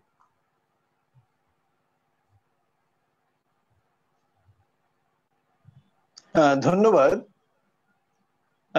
আমি প্রস্তাবগুলোতে যাওয়ার আগে দুই লাইনের একটু ভূমিকা দিচ্ছি। সেটা হচ্ছে দক্ষিণ পূর্ব এশিয়ায় বাংলাদেশের স্বাস্থ্য অবকাঠামো এটি হচ্ছে লিডিং, মানে নেতৃত্ব স্থানীয়। আমাদের কমিউনিটি ক্লিনিক থেকে শুরু করে মেডিকেল বিশ্ববিদ্যালয় যে অবকাঠামোগুলো রয়েছে এটি অনন্য সাধারণ। কিন্তু একই সাথে এটিও ঠিক যে আমরা করোনা প্রতিরোধ যুদ্ধে সমস্ত অবকাঠামো এবং এইখানে যুক্ত যে জনবল তাদেরকে আমরা সমন্বিতভাবে কাজে লাগাতে পারিনি। দ্বিতীয় যে বিষয়টি, আমাদের এখানে মানে দক্ষিণ পূর্ব এশিয়াতে করোনার যে ভাইরাসটি স্ট্রেইনটি সংক্রমণ করেছে তার ইনফেক্টিভিটি এবং তার ডেথ রেট বেশ কম, যেটি ভারত, বাংলাদেশ, শ্রীলঙ্কা, নেপাল, থাইল্যান্ড, মালয়েশিয়া, এই মেকং নদীর অববাহিকা যে দেশগুলো সেগুলোতে মোটামুটি এক ধরনের। ফলে খুব স্বাভাবিক ভাবেই এই অঞ্চলে বিশাল মৃত্যুর কোনো ঘটনা ঘটেনি। কিন্তু সম্প্রতি আমাদের জন্য একটি বিপদ সংকেত তৈরি হয়েছে। ইতিমধ্যে আমরা দেখেছি ভারতের কয়েকটি জায়গায় হ্যাপ্লোটাইপ A2A একটি ভাইরাসের মিউটোজেনিক স্ট্রেইন, যেটি ইউরোপে এবং আমেরিকাতে যে মৃত্যু ঘটিয়েছে সেই ভাইরাসের অস্তিত্ব টের পাওয়া গিয়েছে। এবং ভারতীয় কর্তৃপক্ষ ভয় পাচ্ছে যদি এটি ছড়িয়ে যায় তাহলে ভারতে মৃত্যুর হার বেড়ে যাবে। আমরা শঙ্কিত হচ্ছি ভারত থেকে এই ভাইরাসের স্ট্রেইনটি যদি বাংলাদেশে প্রবেশ করে তাহলে বাংলাদেশের জন্য একটি বিপদ চলে আসবে। এই প্রসঙ্গটা আনার এটাই কারণ যে ভারতের সাথে বাংলাদেশের একটা বিশাল সীমান্ত। এই সীমান্তে স্বাস্থ্যবিধি মেনে যে সতর্কতা জারি রাখা দরকার এটি এখন খুব প্রয়োজন হয়ে পড়েছে, সেই বিষয়টি জারি রাখা। দ্বিতীয়, আমি যে প্রস্তাবগুলোর কথা যাচ্ছিলাম সেটি হচ্ছে যে এখন পর্যন্ত আমরা করোনা প্রতিরোধের দুটি প্রধান যে স্তম্ভ, একটি হচ্ছে স্বাস্থ্যবিধি। স্বাস্থ্যবিধির প্রধান কথা হচ্ছে মাস্ক পরিধান করা।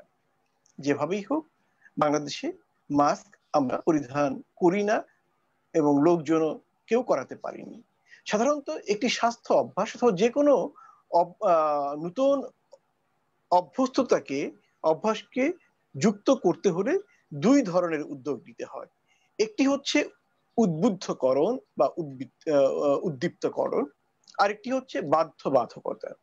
আমরা বাংলাদেশে এখন পর্যন্ত মাস্ক পরার জন্য, স্বাস্থ্যবিধি মানার জন্য ঘরে ঘরে গিয়ে উদ্বুদ্ধকরণটা করতে পারিনি। সৌভাগ্য যে দুজন বর্তমান একজন আর একজন সংসদ সদস্য রয়েছে, আমি দুজনকে অনুরোধ জানাবো যদি আপনারা রাজনৈতিকভাবে উদ্দীপ্ত হয়ে যেভাবে নির্বাচনের সময় ঘরে ঘরে গিয়ে মানুষের কাছে ভোটের ব্যাপারে আপনাদের বার্তা পৌঁছে দেন।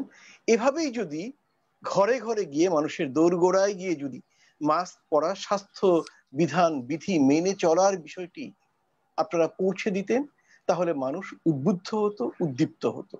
এবং একই সাথে সরকারের আরেকটি বিষয় উচিত যে যদি এই বাধ্যবাধকতা এই মাস্কটি পরিধান করা না হয় তাহলে কি শাস্তি দেয়া হবে সেটিও মানুষকে জানানো। এখন পর্যন্ত কিন্তু স্বাস্থ্য অধিদপ্তরের যে প্রজ্ঞাপনটি জারি করা হয়েছে সেই প্রজ্ঞাপনে মাস্ক পরার বাধ্যতার কথা বলা হয়েছে, বাধ্যবাধকতার কথা, কিন্তু না পড়লে কি শাস্তি দেয়া হবে সেটি মানুষকে পরিষ্কার করে জানানো হয়নি। আমি আহ্বান জানাবো সেই জায়গাটি পরিষ্কার করার জন্য। দ্বিতীয় যে জায়গাটি সেটি হচ্ছে টেস্টের পরিধি অনেক বাড়ানো, অর্থাৎ এখন যে 12-13 হাজার টেস্ট হচ্ছে এই জায়গাটিকে অন্তত কয়েক গুণ বাড়ানো যায় কিনা, সেভাবে স্বাস্থ্যের যে অবকাঠামোগুলো রয়েছে সেগুলোকে কাজে লাগানো। একই সাথে আমরা জানি এখন বাংলাদেশে 83টি ল্যাবরেটরি আরটিপিসিআর ল্যাবরেটরি কাজ করছে, তাদের মাধ্যমে টেস্টের সংখ্যা বাড়ানো। তৃতীয় যে বিষয়টি হচ্ছে যে ভ্যাকসিনের ট্রায়ালের কথা স্বাস্থ্য সচিব পরবর্তী সময় আবার বললেন, আমরা প্রত্যাশা করব এটি দ্রুত শুরু হোক। যদি 4000 লোকের উপর এটি শুরু হয়, অন্তত 4000 ফ্রন্টিয়ার অর্থাৎ সম্মুখ সারির করোনা যোদ্ধাদের কথা যেটি ভাবা হচ্ছে তাদের উপর এটি হলেও কিন্তু তাদের ক্ষেত্রে আমরা মৃত্যুর হারটি কমাতে পারবো। কারণ ইতিমধ্যেই বাংলাদেশে দুঃখজনকভাবে 102 জনেরও বেশি চিকিৎসক মৃত্যুবরণ করেছে। ফলে আমরা আহ্বান জানাবো এই ট্রায়ালটা যেন দ্রুত শুরু হয় এবং ট্রায়ালটা সফল হলে আমরা ওই দেশের কাছে নৈতিকভাবে দাবিদার হতে পারবো যে আমাদেরকে স্বল্প মূল্যে, অর্থ মূল্যে, প্রয়োজনে মূল্য মানে বিনামূল্যে যেন ভ্যাকসিনটা সরবরাহ করা হয়। সব মিলে একটা বিষয় হচ্ছে দেশটা আমাদের সবার। আমরা কখনো কখনো সমালোচনা করি যারা কাজটি করে ভুলটা ধরিয়ে দেওয়ার জন্য যেন কাজটি নিখুঁত হতে পারে। অতএব আমাদের সমালোচনা কিন্তু নীতি নির্ধারকদের কাজটিকে নিখুঁত পূর্ণাঙ্গ করারই অঙ্গ। আমি মনে করি আমরা যারা সমালোচনা করব এটিও আমাদের মনে রাখা উচিত, হেয় করা অথবা কাউকে ছোট প্রতিপন্ন করা নয়, কাজটিকে পরিপূর্ণতা দানের জন্য।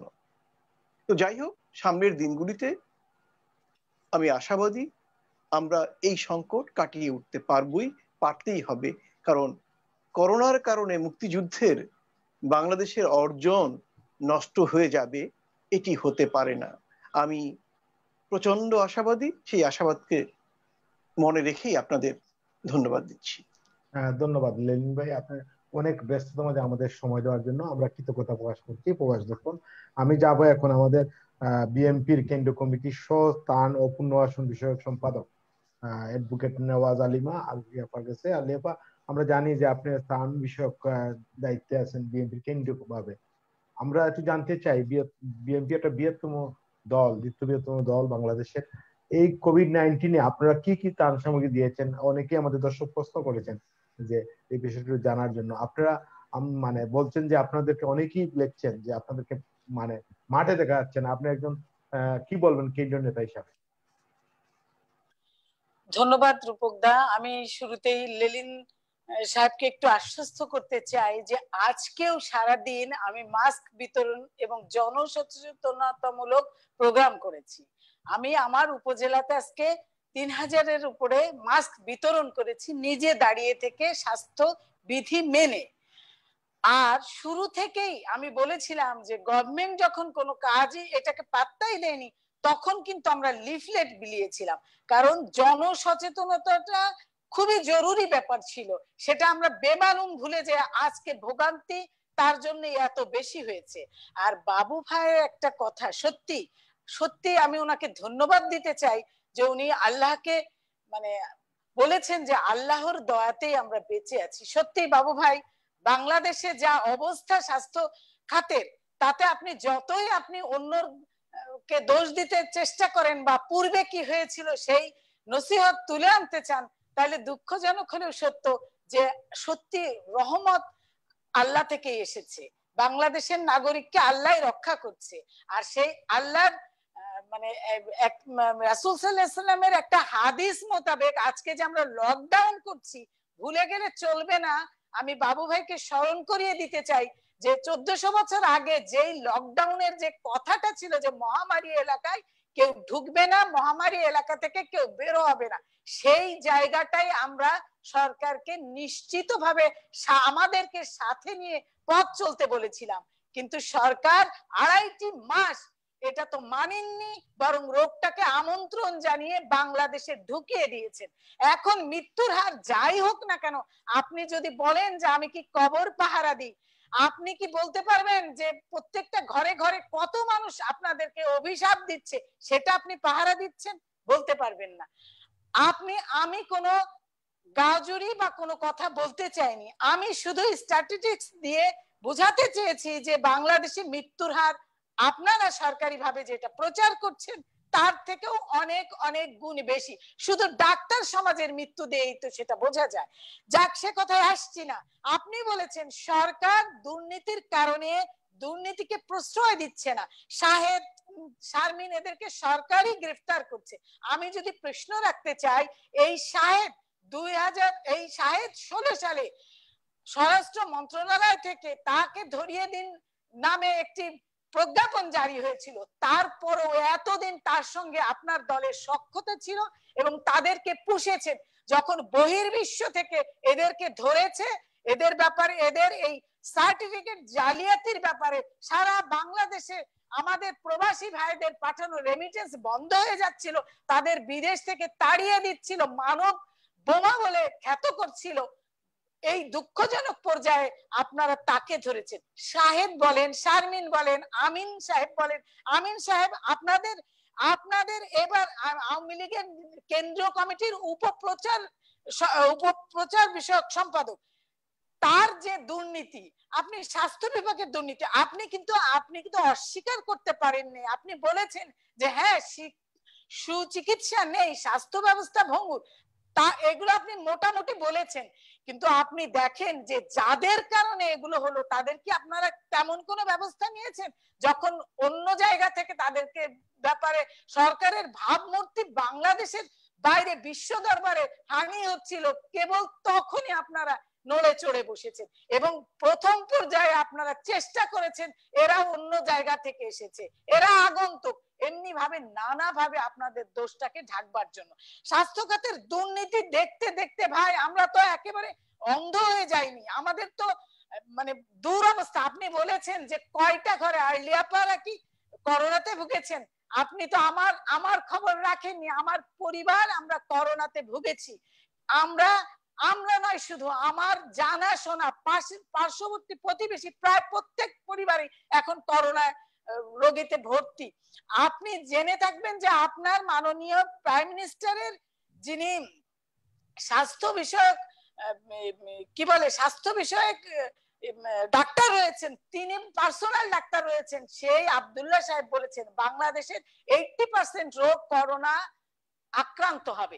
সাবেক ভিসি পিজি হসপিটালের নজরুল সাহেব তিনিও বলেছেন 80% লোক করোনাতে আক্রান্ত হবে। এবং আমরা এই করোনার কারণে যে আমাদের এই মহামারী করোনার কারণে আমরা যে দুর্ভোগ পোহাচ্ছি, হাজার হাজার মানুষ কর্মহীন হয়ে পড়ছে, হাজার হাজার মানুষ ঢাকা শহরে ভাড়া দিতে পারছে না, মানুষের দুর্গতি যে সীমা ছাড়িয়ে গেছে, সেই দায়িত্বটা কিন্তু আপনারা নিবেন না। সেটাও যদি পারেন তো আল্লাহ রব্বুল আলামিনের উপর ছেড়ে দেন, মানুষ ঠিকই বাঁচবে, মানুষ ঠিকই চলতে পারবে। কিন্তু যা করছেন, যা করে যাচ্ছেন, সেটা আমি বিরোধিতার খাতিরে আমি কেন বলবো? আজকের আলোচক সবার কথাতেই তো আপনার বোঝা উচিত যে তারা কি বলছে। বাংলাদেশের কথা নিয়ে যখন মানে নিউ ইয়র্ক টাইমস পত্রিকাতে আসে যে কোভিডের জালিয়াতি রমরম ব্যবসা হচ্ছে, সার্টিফিকেট ব্যবসা, সিএনএন বলেন, গার্ডিয়ান বলেন, আল জাজিরা বলেন, কোথায় বাংলাদেশকে নিয়ে ভাই সমালোচনা হচ্ছে না? আমরা কিন্তু সমালোচনা করতে চাই না, দেশের ভাবমূর্তি নাগরিক হিসেবে আমাদেরও দেখবার দায়িত্ব রয়েছে। কারণ আপনি বলেছেন যে আমরা বাংলাদেশের 20% লোক বিএনপি, নো, আপনার ধারণা ভুল। আমরা 80% লোক এখন আপনার সরকারের এগেনস্টে চলছে, তারা জানে যে কি অবস্থা বাংলাদেশের, আপনারা করে ছেড়েছেন। আপনি যদি বলেন আমি বিরোধিতার খাতিরে বিরোধিতা করেছি, না ভাই, আপনারা জানেন না। আর আমরা বিএনপি প্রথম থেকে মাঠে ছিলাম, ব্যক্তিগতভাবে আমরা 14 বছর ক্ষমতার বাইরে, আমরা যে পরিমাণ ত্রাণ দিয়েছি আপনারা প্রত্যেকটা জেলাতেই দেখেন আমরা কি পরিমাণ ত্রাণ দিয়েছি। অথচ সরকারি ত্রাণ নিয়ে আপনাদের এমপি মন্ত্রী একেবারে তৃণমূল পর্যায়ে কি রকম দুর্নীতি হচ্ছে সেটা আপনারা যদি মানে না দেখেন, সত্যি কিছু বলার নাই। এবং দেখেও যদি না দেখার ভান করেন, আমাদের কি বলার আছে বলেন? আপনাদের সাবেক ছাত্রলীগের শারমিন, সাবরিন, এরা কি করছে ভাই? আপনি তো নিজে দেখেছেন, এগুলো কি বলার অপেক্ষা রাখে নাকি? আর এগুলো কথা কত বলবো, প্রায় প্রত্যেক দিন এই কথাগুলো আমাদের কেউ না কেউ বলছে, সাংবাদিক ভাইরা তুলে ধরছে, কিন্তু আপনারা সেই কানে তুলো দিয়ে না দেখার পদ্ধতি অবলম্বন করেছেন। আপনারা আমরা কতভাবে বলবো যে টেস্ট টেস্ট টেস্ট, সারা বিশ্ব বলেছে টেস্ট। আমার 18 কোটি মানুষকে টেস্টের আওতায় আনতে হবে। মানুষকে যদি স্বস্তি দিতে চান, মানুষের স্বাস্থ্য বিভাগকে যদি মানে আপনারা তদারকি না করেন, তাহলে মানুষ স্বস্তিতে নেই। মানুষের অনেক ভোগান্তি হচ্ছে। আজকে মানুষ এতই কষ্ট পাচ্ছে যে অভিশাপ দিচ্ছে। আপনারা মানুষের কাছে যান না, তাই বুঝতে পারেন না। আপনি বলেছেন যে খালেদা জিয়া এবং তারেক জিয়া দুর্নীতিগ্রস্ত।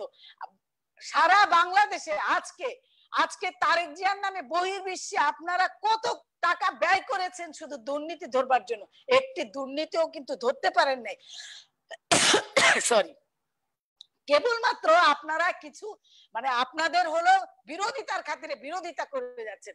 আজকে আমাদের নেত্রীকে, 75 বছর বয়স্ক নেত্রীকে সামান্য কারণে মিথ্যা মামলা দিয়ে, আমি নিজে একজন অ্যাডভোকেট, এই কারণে তার জেল হতে পারে না। সেই টাকাটা উনি আত্মসাৎ করেনি, তাকে জেলে দিয়ে আপনারা প্রমাণ করতে চান যে উনি দুর্নীতিগ্রস্ত। অথচ হাজার হাজার কোটি টাকা পাচার হয়ে যাচ্ছে। 14 দলের আপনাদের 14 দলের মেনন সাহেব বলেছে যে গত 10 বছরে 9 লক্ষ হাজার কোটি টাকা বাংলাদেশ থেকে পাচার হয়ে গেছে। গত এই 1 বছরে 5,000 কোটি টাকা 5,000 কোটি টাকা বাংলাদেশ থেকে পাচার হয়ে গেছে। এগুলো তো মিথ্যা নয়, এগুলো আপনি কি দিয়ে ঢাকবেন? এগুলো তো ঢাকার বিষয় নয়।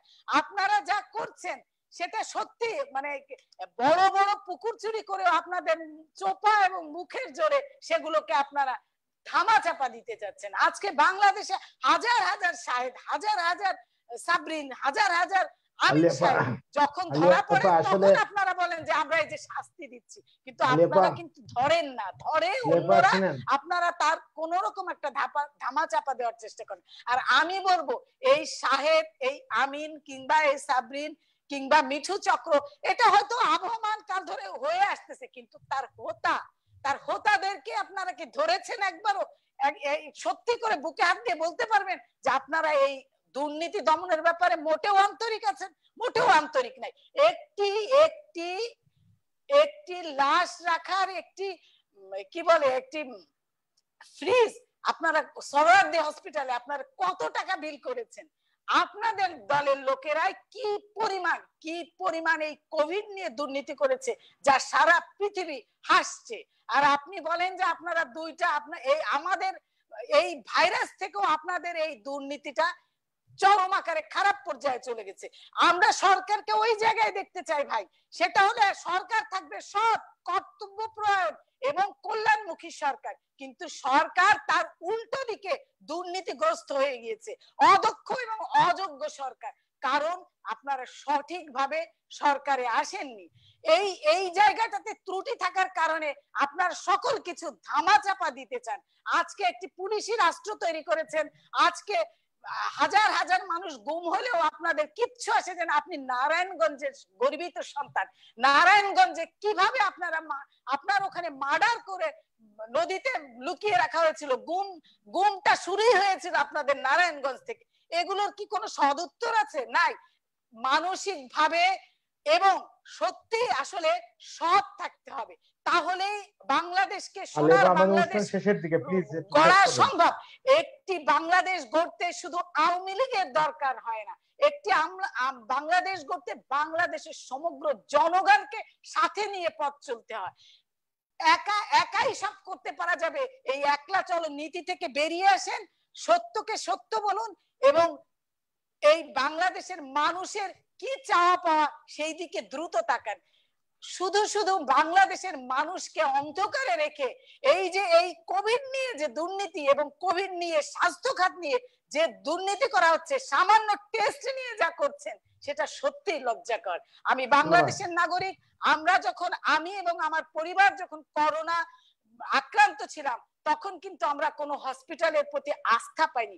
আজকে হসপিটালে ভর্তির সংখ্যা কমে গিয়েছে, আজকে টেস্টের সংখ্যা কমে গিয়েছে, এতে বাহবা নেওয়ার কিছু নাই। কারণ আমরা জেনে গেছি আমাদের আস্থা নাই বলে আমরা কিভাবে আমাদের ইমিউনিটি সিস্টেম বাড়িয়ে ফেলা যায়, কিভাবে আমরা করোনাকে ব্যক্তিগতভাবে প্রতিরোধ করতে পারি। প্রত্যেকটা মানুষ বাংলাদেশের একেবারে তৃণমূল থেকে আপনি বিশ্বাস করবেন একদম উচ্চ পর্যায়ের নাগরিক পর্যন্ত তারা তাদের সুরক্ষার ব্যবস্থা নিজেরা করছে, কারণ আস্থা নেই।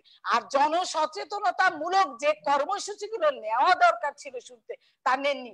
আজকে পার্শ্ববর্তী ছোট ছোট দেশগুলো দেখেন কতটা বেঁচে গিয়েছে, কারণ তারা সতর্ক ছিল। 2.5 মাসের যে অন্যায় করেছিলেন, 2.5 মাস নীরব থেকে অন্য উৎসব পালনে যে নীরব থেকে ছিলেন, সেটাই আজকে আপনাদের এত বেশি মানুষকে ভোগান্তি দিচ্ছে। এই কথাটা আপনি মুখে স্বীকার না করলেও অন্তত বোঝার চেষ্টা করেন, তাহলে ফিউচারে এইরূপ ঘটনা থেকে আপনারা আরো কঠিন ভাইরাসের জন্ম হচ্ছে, সুতরাং সেইগুলি থেকে এইটা থেকে শিক্ষা নিয়ে সেই প্রোটেকশনে বাংলাদেশকে রাখতে পারবেন।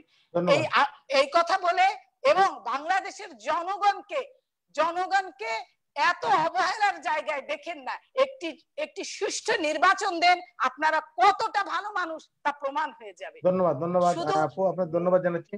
না, আপনি নির্বাচনে আমরা যাব না এখন কোভিড-19 এ থাকতে চাই আপু। প্রশাসনের উপরে জি, আমরা এখন নির্বাচনের কথা বলবো না।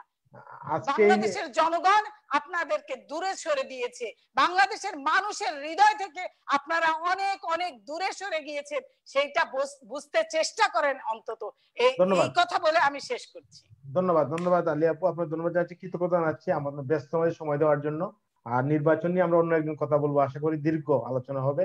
আমি যাব আমাদের মাননীয় সংসদ সদস্য জনাব নজরুল ইসলাম বাবু ভাইয়ের কাছে। বাবু ভাই অনেক প্রশ্ন রেখেছেন আমাদের, বিশেষ করে বিএনপির নেত্রী আলী আপু, আপনি কি বলবেন? আমি ঝগড়াটে নই, আমি ঝগড়া করতে জানি না। আমি সবসময় কল্যাণমুখী রাষ্ট্র গঠনে বঙ্গবন্ধুর আদর্শের প্রতি শ্রদ্ধাশীল একজন মানুষ, আমি আশাবাদী একজন মানুষ। আলী আপু যা বলেছেন আমি আল্লাহর কাছে দোয়া করব উনি যতটুকু মিথ্যা বলেছেন এটা বাদ দিয়ে বাকি যেটুকু সত্য বলেছেন বাবু ভাই একটু বলি, বাবু ভাই আমি মিথ্যা বলি না, আপনি জানেন অসত্য কথা আমি আপনাকে আমি অসত্য কথা বলি নাই বাবু ভাই, আপনি জানেন। আপনি দয়া করে পার্সোনালি আমাকে মিথ্যাবাদী বলার চেষ্টা করেন না, এইটা তো আপনি আরো তারা কি বলেছেন তাদের কথা একটু আলোচনা করেন, আপনি আমাকে নিয়ে শুধু কথা বলেন না। না, আমি আপনাকে নিয়ে কোনো কথাই বলবো না, আমি শুধু বলবো আলিয়া পদের মতো নেত্রী এদেশে দরকার আছে, কিন্তু সৎ পথে চলা দান করবে এবং দেওয়ার গুণ এবং জ্ঞান আল্লাহ দিয়েছেন, সেটা যেন সঠিক কাজে, সঠিক কল্যাণমুখী রাষ্ট্র গঠনে, সঠিক নেতৃত্বের প্রতি আস্থাশীল রেখে তিনি যেন সেই কথাগুলি বলেন। যদি কচু বাগানে থেকে উনি খেজুরের রস চায়, এটা সম্ভব না। ওনার যে দল, এই দল হলো ওনার চাওয়া, ওনার প্রত্যাশার পুরা ব্যতিক্রম, বুঝতে উনি যা চান এর দলের প্রধান সেট করতে চান। মানে অলরেডি উনি বলেছেন উনি একজন অ্যাডভোকেট, আমিও অ্যাডভোকেট, আমি প্র্যাকটিস করি না বাট আমি ল জানি, কিন্তু সেইটাকে যদি উনি যে কথাটা বললেন, এই যে উনি অ্যাডভোকেট হয়ে যে কথাটা বললেন যে শাস্তি দিতে পারেন না, উনি মাননীয় হাইকোর্টকে অবজ্ঞা করলেন, অবমাননা করলেন। সেই জন্য জুডিশিয়াল ম্যাটারে ওনার শাস্তি পাওয়া হয়ে গেল। এরকম সরকার যখন যথাযথ ব্যবস্থা গ্রহণ করে তখন ওনারা বলে পুলিশি রাষ্ট্র। আপনি বলুন তো, পুলিশ ছাড়া কি সভ্য দেশ চলতে পারে? অসভ্যদের মিলন মেলায় পুলিশ না হলেও চলে, কিন্তু সভ্যতা ফিরিয়ে আনতে হলে পুলিশ খুব বেশি দরকার। সুতরাং পুলিশি রাষ্ট্র তো আমাদের দরকার অসভ্যতা দূর করার জন্য। অতীতের সকল লুটপাট ফিরে না, সেই জন্য আমাদের পুলিশ দরকার রয়েছে। অতীতে ছিনতাইকারী, মাস্তান, সন্ত্রাসী, জমিদার যারা ছিল, হসপিটাল ধ্বংসকারী, বিদ্যুতের খাম্বা দিয়ে তার নিয়ে পালিয়ে যাওয়ার সেই গোষ্ঠী, তারা যেন আর কোনোদিন এই রাষ্ট্রের ক্ষতি সাধন করতে না পারে, সেই জন্যই আমাদের আরো সজাগ হওয়া দরকার।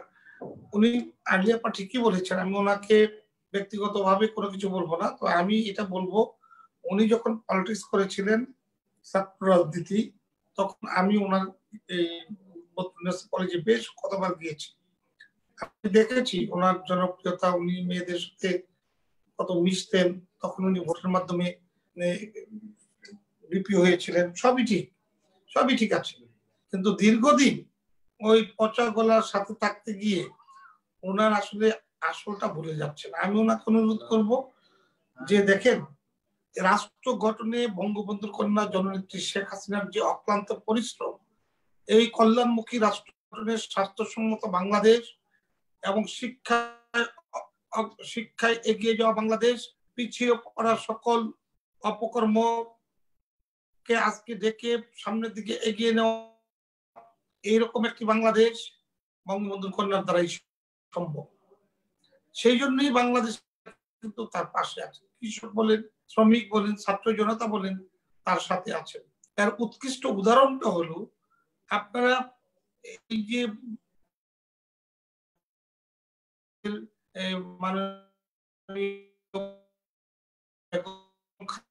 জন্য আন্দোলন করে তুলেছেন, বুঝেছেন, যেটা মানুষ লালন করেন, সেই কারণেই কিন্তু ওই মানুষকে আপনারা আপনাদের পাশে আনতে পারেন।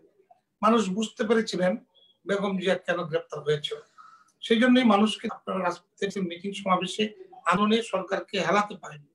নির্বাচনের কথা বলেন, আমার কষ্ট হয় যে আমি নির্বাচন করতে প্রস্তুত থাকি, আপনারা রাতের অন্ধকারে নির্বাচন থেকে সরে যান। দেশের মানুষ যখন আপনাদের পাশে থাকে না, তখন আর নির্বাচন করার শখও আপনাদের ওঠে না। সেই কারণে নির্বাচনমুখী দল গঠনে আপনারা জনগণের পাশে আসুন। জনগণ যদি আপনাদের পাশে থাকে, তখন নির্বাচন করে আমরাও স্বাদ পাবো, আপনারাও স্বাদ পাবেন। আমরা নির্বাচন কি রাতের অন্ধকারে হয়? যখন আপনি থাকবেন না, তখন তখনই হতে পারে। আমি বলবো না যে রাতের অন্ধকার। আপনি যেটা বললেন সেটাই যদি সত্যি ধরে নিই, তাহলে আপনি নির্বাচনের সময় কোথায় ছিলেন? আপনি জনগণ কোথায় ছিল? নিশ্চিত আপনি ঘরে ঘুমিয়েছিলেন, আপনার দল নির্বাচন থেকে বাইরে ছিল। সেই জন্য না দেখে না এই কথাগুলো বলতে হয়। আর এটাকে আমি আপনাকে সমর্থন করি, এই কারণে সমর্থন করি, আপনি তো মাঠেই নেই, ঘাটেই নেই। আপনি তো দলের নির্বাচন করার জন্য প্রস্তুতি নিলেও আপনার নমিনেশন নাই। নমিনেশন লন্ডনে চলে গিয়েছে, এক এক আসনে 7টা 8টা করে নমিনেশন দিয়েছে। যাদেরকে দিয়েছে তারা এলাকায় যে ধানের শীষের পক্ষে ভোট চাইবে সেই মুখ ছিল না। সেই মুখ রক্ষা করতে না পেরে এসে বললেন রাতের ইলেকশন, দিনের ইলেকশন, সকালের ইলেকশন। আসলে ইলেকশনটা কিন্তু জনগণের, ইলেকশনটা জনগণের। জনগণ যেদিকে যায় সেই দিকে ইলেকশনটা চলে যায়। যাই হোক, আমি আলিয়া আপনাকে ধন্যবাদ জানাই। অনেকদিন পরে হলেও আপনাকে আমি মিডিয়ার মাধ্যমে আবার দেখেছি, আগের মতোই আছেন, শুধুমাত্র একটু বেশি গুণী এবং জ্ঞানী কথা শিখেছেন, সেই জন্য ধন্যবাদ। আপনারা এই দলটাকে এই সুরক্ষিত রাখার জন্য আপনারা ভালো মানুষগুলো দলের পক্ষে কাজ করবেন, তাহলে দেখবেন যে জনগণ আপনাদের পাশে থাকবে। শুধু একটা সুশৃঙ্খল একটা গণতান্ত্রিক দলকে, দলের নেতা কর্মীদের ছোট করবেন না। আমাদের যে আপনি সাহেব মায়ের যাদের কথা বলেন, এই সকল আমাদের কোনো দল নেই। আপনি ভালো করেই জানেন, যখন আপনি রাষ্ট্রীয় ক্ষমতায় ছিলেন তখন আপনি দেখেছেন এই ধরনের ভুইফোড়রা অনেক সুযোগ নিতে চেষ্টা করে, কিন্তু অনেক সময় ধরা পড়ে, অনেক সময় ধরা পড়ে না। কিন্তু বাংলাদেশ আওয়ামী লীগ একমাত্র দল, শেখ হাসিনা একমাত্র দল, রাষ্ট্রপ্রধান, রাষ্ট্রনায়ক, যিনি এই ধরনের ক্রিমিনালদেরকে ধরে ধরে খুঁজে বের করছেন। আজকে যে কথাটা আপনারা বলেন, সেই কথাটা কিন্তু সরকারের সফলতা। সরকার এই ধরনের ক্রাইমারদেরকে ধরছেন, আপনারা বলার সুযোগ পাচ্ছেন। আপনারা কিন্তু কোথাও এই ধরনের কাউকে খুঁজে বের করতে পারেন, মিডিয়াও বের করতে পারেন। আপনি দেখুন যে বাংলাদেশটা কোন জায়গা থেকে কোথায় এসেছে। আজকে আপনি হসপিটালগুলিতে যান, সরকারি বেসরকারি যেখানেই যান, যেরকম ওই একটা শাহেদের কথা বলেন, এর চেয়ে অনেক বড় বড়, একটা শাহেদ না হাজার হাজার অনেক শাহেদের বড় জন্ম বড়, হয়েছে। অনেক বড় বড় ওই যে আমাদের লেলিন ভাইদের কথা যখন ধরা পড়ে তখন এটাই বলে। উনি যে হাসপাতাল করেছেন, ওনার হাসপাতালে আমি গিয়েছি, ট্রিটমেন্ট নিয়েছি।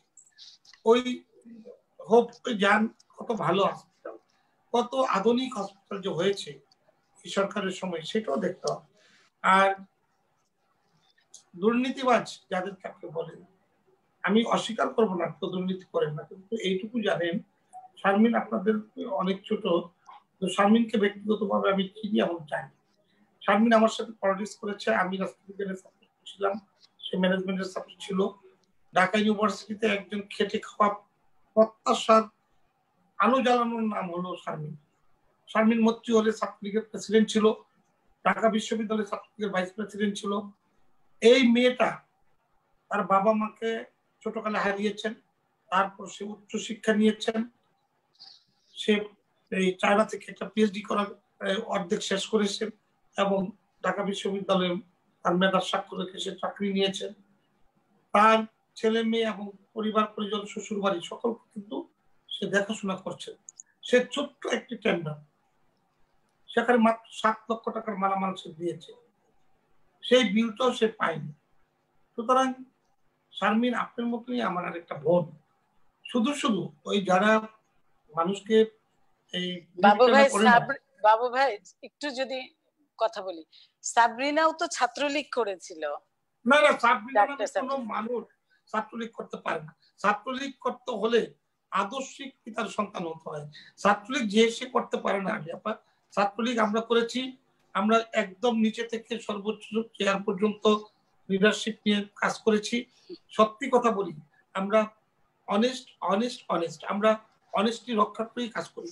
এখন আপনি রাজনীতি করেন, আমিও রাজনীতি করি, অনেকেই। বাবু ভাই আপনি ব্যক্তিগতভাবে অনেক ভালো মানুষ, কিন্তু আপনার দল মানে আজকের আওয়ামী লীগ যে পর্যায়ে চলে গেছেন, আপনাদের কি কিছু করার নাই এখানে? আমি এটা একটু অনেক সময় আমি নিজেই চিন্তা করি যে আপনাদের কি কিছুই করার নাই। আমি মানবো, কিন্তু একটা কথা বলি না, তারপরে ধরেন জিকে স্বামী, তারপরে সম্রাট, একজন বঙ্গবন্ধুর কন্যা শেখ হাসিনা, আপনাদের দলের একজন সজীব ওয়াজেদ জয়, একজন ওই পুতুল, আর বাংলাদেশের দ্বিতীয়টা দেখাতে পারবেন না। সুতরাং আসুন তাদের পাশে থেকে, এটা তো আমরাও বলি যে একজন খালেদা জিয়া, একজন তারেক জিয়া, বাংলাদেশের দ্বিতীয়টা আসবে না।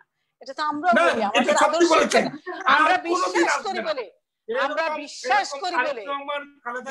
করি বলে, কোনোদিন আসবে না, সেই দরজা যে বন্ধ, এটা একদম সত্যি। এটা তো আপনি যেমন, তাহলে কি হাসিনা, তাহলে আপনি যে বললেন যে একজন হাসিনা, একজন কি বলে জয়, একজন পুতুল এই দেশে আর কোনোদিন আসবে না, তো এটাও তাহলে সত্যি? আমি কেন বলেছি আপনার কথাই কেন বলেছি, আমি বলেছি এই কারণে, একজন খোকা জাতির জনক হয়েছেন, জাতির পিতা হয়েছেন, তিনি আমাদেরকে রাষ্ট্র দিয়ে গিয়েছেন, লাল সবুজের পতাকা দিয়ে গিয়েছেন। উনি আছেন বলেই বিশ্ব আমাদেরকে আজকে নন্দিত মনে করেন। আর তার কন্যা শেখ হাসিনা বারবার রাষ্ট্র ক্ষমতায় থেকে শতভাগ সততার সাথে রাষ্ট্র পরিচালনায় তিনি আমাদেরকে এক ধাপ এগিয়ে নিয়ে সুখ সমৃদ্ধের বাংলাদেশ, উন্নয়নের বাংলাদেশ। 14 সালের নির্বাচনকে আপনি একজন বিবেচক মানুষ, 14 সালের নির্বাচনকে সাপোর্ট করলেন, এইবারের নির্বাচনকে বাবু ভাই আপনি বিবেচক হয়ে সাপোর্ট করলেন, এটা তো দুঃখ পাওয়ার কথা। আমি শুধু নির্বাচনকে সাপোর্ট করি নাই, আপনি 14 সালের নির্বাচনকে সাপোর্ট করেন। যারা রাজনীতির নামে ওই নির্বাচন থেকে পালিয়ে যায়, কেউ পালিয়ে যায়নি, কেউ নির্বাচন কখনো রাতে হয় না। আপনি যে বলেছেন যে রাতের অন্ধকারে পালিয়ে গিয়েছে, রাতের অন্ধকারে নির্বাচন ছেড়ে পালিয়ে যাওয়ার প্রশ্ন নয়। নির্বাচনে রাতের অন্ধকারে সবাই নির্বিঘ্নে ঘুমাবে যে সকাল বেলায় ভোরবেলা আমাকে ভোটে যেতে হবে। সুতরাং আমার নামাজ আছে, আমি ঘুমাবো, ভোরবেলা নামাজ পড়ে আমি আল্লাহকে ডেকে আমি আমার অধিকার আমি শুনে সারা বাংলাদেশে নির্বাচন যেদিন হলো, ওই দিন জনগণ যাকে ভোট দেওয়ার তাকেই ভোট দিয়েছে। আপনারা খবর রাখেন নাই, জান নাই। আপনাদের ভাষ্য যেটা আপনাদের বলা দরকার আপনারা বলে পিঠ বাঁচান, এতে আমাদের কোনো আপত্তি নেই।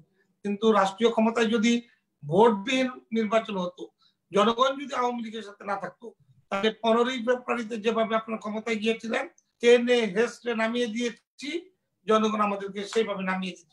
কিন্তু জনগণ আমাদের পাশে আসতে বলেই রাষ্ট্র পরিচালনায় আমরা সফলতা অর্জন করতে সক্ষম হয়েছি। ধন্যবাদ আপনাকে।